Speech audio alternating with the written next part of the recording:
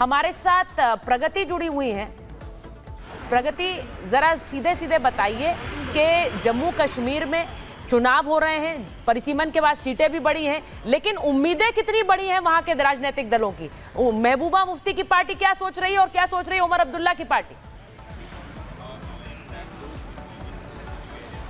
बिल्कुल, उम्मीदें काफी ज्यादा बढ़ गई हैं क्योंकि 10 साल बाद ये चुनाव हो रहे हैं। इसके अलावा पूर्ण बहुमत की सरकार 2002 के बाद से अभी तक नहीं बन पाई है, जिसके बाद कल भी हम यहाँ मौजूद थे जब हमने लोगों से बातचीत की तो उनका यही कहना है कि इस बार जो भी हो अस्थायी तौर पर एक पार्टी आनी चाहिए, क्योंकि अगर हम बात करें पीडीपी की या फिर बात हो बीजेपी की, तमाम बयान सामने आ रहे हैं। आप देख सकते हैं SKICC कन्वेंशन सेंटर है जिसके बाहर हमारी मौजूदगी है। 8 बजे से मतगणना की शुरुआत हो जाएगी और जिन पर ये बड़ी भूमिका है, जो काउंटिंग करने जा रहे हैं, उनकी अंदर एंट्री हो चुकी है। सुबह 6:30 बजे ही वो पहुंच चुके थे। पीडीपी की बात करें तो कल ही कई बड़े बयान सामने आए थे। उनका कहना था चाहे कुछ भी हो जाए, नेशनल कॉन्फ्रेंस के साथ जाना पड़े, कांग्रेस के साथ, दोनों के गठबंधन के साथ जाना पड़े, हम जाएंगे, लेकिन हम बीजेपी की वापसी नहीं होने देंगे। दूसरी ओर नौशेरा से अगर हम बात करें रविंद्र रैना की, जो कि प्रत्याशी भी हैं और बीजेपी के प्रदेश अध्यक्ष भी हैं, हाल ही में हम उनको सुन रहे थे, उनका एक और बयान सामने आया, कल भी उन्होंने बयान दिया था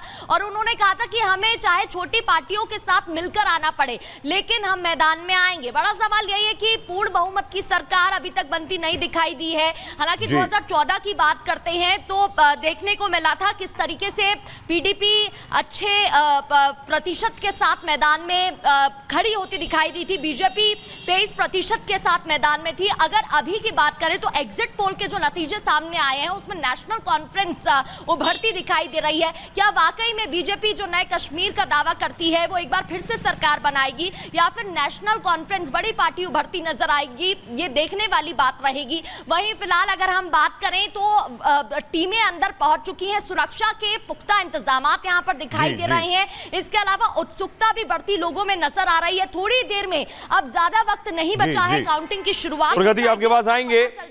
प्रगति श्रीनगर में मौजूद हैं और दर्शकों को बताएं कि लाल चौक की सीट पर सबकी नजरें और निगाहें हैं, क्योंकि श्रीनगर में लोग कुछ जानते ना हो बेशक, लेकिन लाल चौक का नाम जरूर जानते हैं। सुचारिता, लाल चौक पर बीजेपी के कैंडिडेट एजाज हुसैन है और मुझे लगता है एजाज हुसैन वही जो कॉर्पोरेटर भी रहे हैं वहां। बिल्कुल, और एजाज हुसैन बीजेपी के लिए आपको याद होगा काफी समय से काम कर रहे हैं, लेकिन इस बार जम्मू कश्मीर में बीजेपी अपनी सीटें बढ़ा पाती है या वो सीटें घटती हैं? एग्जिट पोल्स कह रहे हैं जम्मू रीजन में दबदबा रहेगा बीजेपी का, लेकिन सरकार बना पाएगी या नहीं कोई पार्टी, सवाल सबसे बड़ा ये है। हमारे साथ खास मेहमान जुड़ गए हैं। मैं सबसे पहले अजय वर्मा जी आपके पास आती हूं, क्योंकि हरियाणा से एग्जिट पोल्स की बहुत अच्छी खबर कांग्रेस पार्टी के लिए है, लेकिन एग्जिट पोल्स के लिए मुझे याद है कि लोकसभा चुनावों में बहुत डिसमिस किया गया था, लेकिन इस बार एग्जिट पोल्स पे भरोसा होगा आपको?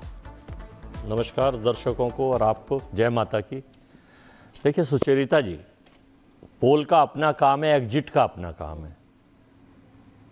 जब 400 पार का नारा हो रहा था तो हमने कहा था कि भाई ये ठीक है, अपना है, तो लोग जो कह रहे हैं, लेकिन हम वेरी फर्स्ट डे से, जब से हरियाणा से चुनाव शुरू हुए थे और जब से हम लोगों ने वहाँ दौरा किया, दीपक बाबरिया जी के साथ हम वहाँ घूमे, हम रेवाड़ी गए, हम रोहतक गए, हम सोना गए, हम गुड़गांव गए, तो जनता का जो मूड था वो जनता परिवर्तन चाहती थी और परिवर्तन के लिए उसको लगा कि भाई देश में स्थिरता का मामला है, कुछ स्थिर लोग आ गए टेम्परेरी, तो स्थिरता के लिए मजबूती से है, तो परिवर्तन की बयार हरियाणा में बह रही है, उसका कारण है वहाँ। अजय जी, बेशक जब मैं माफ कीजिए रोक रहा हूं, 24 के लोकसभा का जो एग्जिट पोल था उस पर बेशक आपको यकीन ना रहा हो, लेकिन ये वाले पे ज्यादा यकीन होगा। देखिए मीठा मीठा गप गप जी, नहीं, मैं इसलिए बता रहा हूँ कि देखिए सबसे बड़ी बात वहाँ हरियाणा की बेटियों का जो पहलवान बेटियों का एक मुद्दा बहुत बड़ा था, किसान का मुद्दा बहुत बड़ा था, बेरोजगारी का बहुत बड़ा था, और सबसे बड़ा मुद्दा वहाँ भ्रष्टाचार का मुद्दा था। जो गठबंधन ने वहाँ मलाई को गप कर रखा था, लूट मचा रखी थी, वो मुद्दा जनता के बीच में। देखिए मुख्यमंत्री भी हारेंगे आपके थोड़ी देर बाद, जो सीट है विशेष जिस पे कह रही है, ये मैं नहीं कह रहा, ये वहाँ की, हम तो चाह रहे हैं कि मुख्यमंत्री जीते।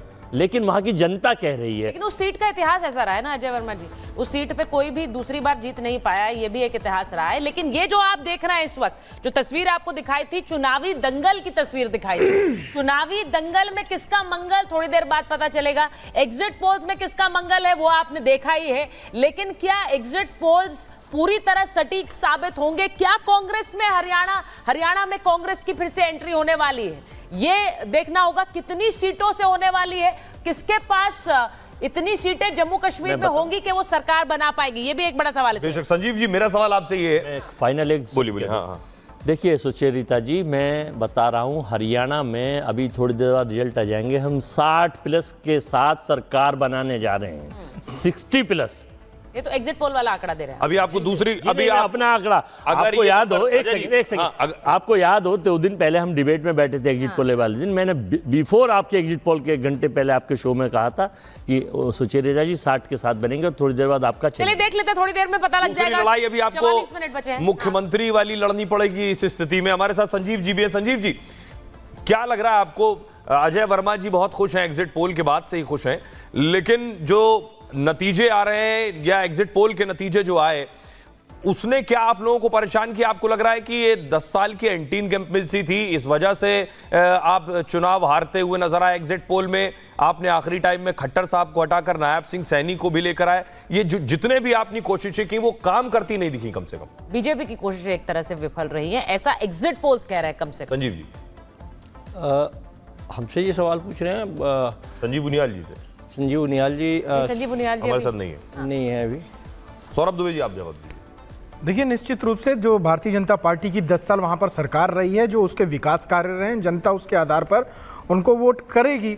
अगर वो जनता को लगता है कि वहाँ पर विकास कार्य हुए हैं, देखिए आजकल मैं एक सीधी सी बात कहूँगा, आजकल नैरेटिव सेट करने का भी जो है एक प्रचलन चल गया है। जिस प्रकार से नैरेटिव सेट किया जा रहा है, लोकसभा चुनाव में नैरेटिव सेट किया गया आरक्षण खत्म करने का, संविधान खत्म करने का, उसी तरह से आजकल लगातार एक नैरेटिव जो है फ्री बीज को लेकर के और तमाम तरह की योजनाओं को लेकर एक नैरेटिव सेट किया जा रहा है। अब इस नैरेटिव को कौन सी पार्टी किस तरह से सेट करती है, कहीं हिमाचल जैसा हाल दूसरी प्रदेशों का ना हो जाए, ये भी ध्यान रखना पड़ेगा। क्या कह रहे हैं, फ्रीबीज के मामले में बीजेपी कहीं कम रही है? नहीं, देखिए बीजेपी जो भी वादे करती है, फ्रीबीज के मामले में बीजेपी भी कम नहीं है। नहीं कम नहीं है, लेकिन उनके जो घोषणा पत्र में होता है, उनकी जो उनको पता है कि हमारा बजट कितना है, वो एग्जैक्ट आंकड़े रख सकते हैं, क्योंकि वो ध्यान रखते हैं कि हम ये आगे आकर आने वाले समय में इसको पूरा करेंगे। उसका फल मिलेगा इस बार हरियाणा में मिलेगा? देखिए 10 साल वहां पर सरकार भारतीय जनता पार्टी की रही है, निश्चित रूप से एंटी इनकम्बेंसी भी कुछ ना कुछ वहां पर। चलिए आप मानकर बैठे हैं कि बीजेपी सुबह मान नहीं आ रही है हरियाणा में बीजेपी नहीं आ रही है, वो मानकर बैठ गए। नहीं, मैं ऐसा नहीं कह रहा। देखिए मुझे लगता है बहुत हद तक इनकम्बेंसी का असर हो सकता है। बीजेपी भी खुद इस बात पर भरोसा नहीं कर रही है, दावे भले ही कर रही हो कि वो वापस आ रही है, हैट्रिक लगा रही है, लेकिन एक छोटा सा ब्रेक यहां पर लेंगे, ब्रेक के बाद वापस हाजिर होते हैं। 42 मिनट बचे हैं, 8 बजे वोटों की गिनती शुरू हो जाए।